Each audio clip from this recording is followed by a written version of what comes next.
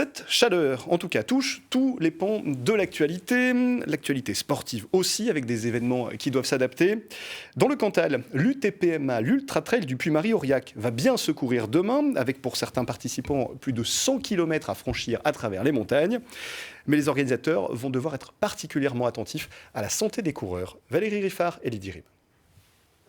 Depuis ce matin, les amateurs de trail arrivent à Aurillac pour retirer leur dossard et obtenir les dernières informations concernant les courses.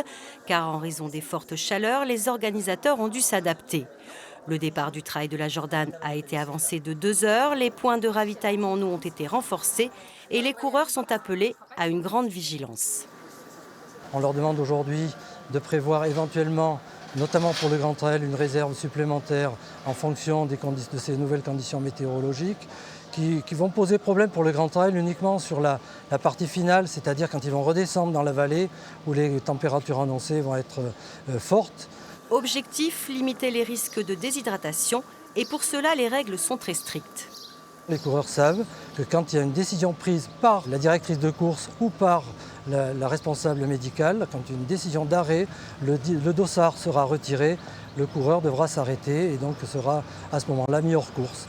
Car après 2 années sans course à cause du Covid, pas question de laisser la météo gâcher la fête pour les 3000 coureurs attendus.